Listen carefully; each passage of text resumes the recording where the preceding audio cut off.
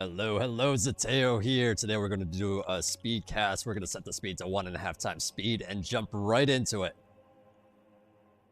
Game started. All right, so at the bottom right hand side, we got Chevrolet spawned as our blue Cortex player, 41 OS.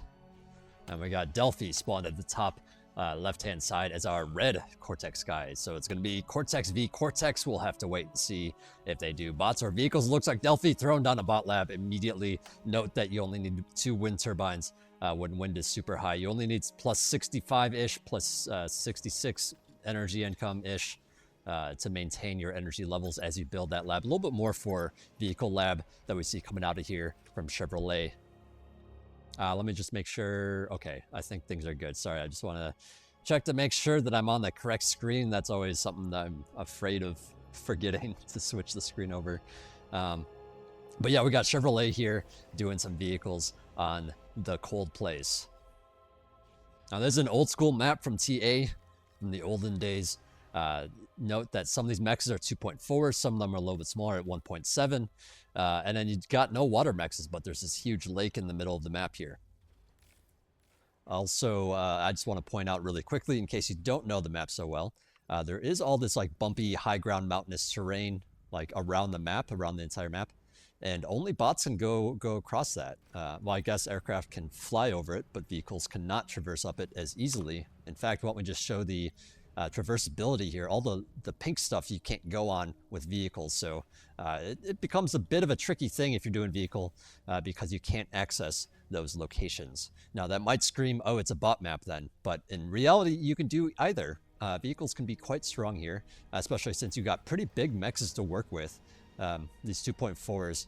And also at the same time, you don't need to build that much wind. You don't need that much energy because wind speed is so high that you can get away with a lot less wind. So it's a map where you can build up rather quickly if you plan it all out really well. So yeah, looking at that, we got looks like 2 cons out expanding for Chevrolet here, and then we got let's see, Delfea's already moved out with his commander. A couple of cons at the back of his base. He does have a construction turret, pretty typical for bots on this map, especially you know, mostly because you don't need to build solar collectors. You can kind of just greed for that really fast con turret and then just send your commander out to expand, so you can get more expansions going a lot faster. I also want to make notes that there is a difference between these spawn locations. This one has only 2 mexes. They're 2.4s, but there's only 2 of them. And this spawn location is actually seen as a slightly better spawn position because you can come down here pretty easily and grab these 2.4s here. So that gives you, you know, a total of 7 mexes. A bit of damage here already done with these scouts from Chevrolet just kind of poking around. And that's kind of the hard thing if you're going to be grunts, to just like, you know, you kind of need to play defensively as grunts just to you know, contend with those scouts that are a lot cheaper and a lot easier to get out and across the map rather quickly. Now, Chevrolet spawn down here has the geo position. He has, you know, 5 mexes that are sizable mexes. There's a 2.3 here, but otherwise 2.4s. You know, in this very close-knit area. But you know, to get to more 2.4s, you got to go all the way up here. So you know, it's a bit of a annoying thing to like it gives you some extra starting mexes to work with, but it's a little bit harder to, you know, go out and expand. So now just a bit of a difference in terms of the starting position here. We do see some D-guns going down, taking care of a couple of those incisors, but one does slip through. Looks like he's going to continue on, taking out some of these mexes perhaps as a grunt tries to trail and catch up to him. But yeah, the incisor's a little bit faster, has a little bit more range, and it's certainly a lot tankier. So, you know, able to get a little bit more damage in both. That secondary grunt coming out, doing just fine. It looks like another mex was taken out here. There's by a grunt that came through.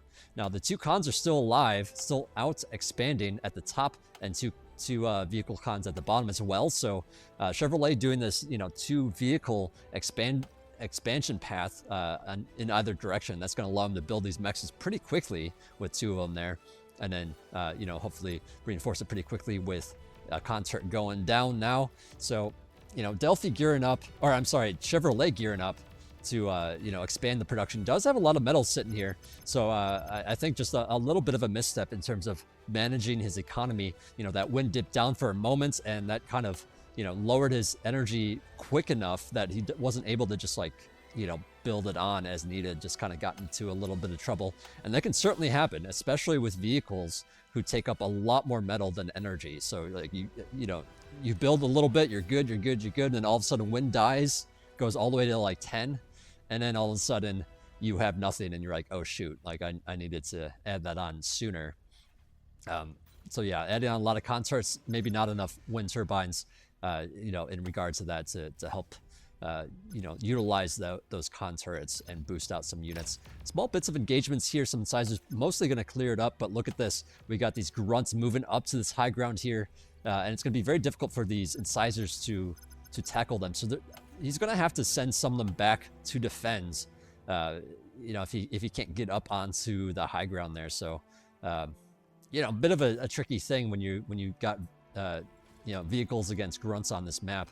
We do see some guard pikes coming out here, some amphibious tanks, and one of the things that's really good to do, I would highly recommend, is when you send your commander out, or at some point, if you're sending them out like really early, you know, obviously you could delay this a little bit, but you know, set up a water radar.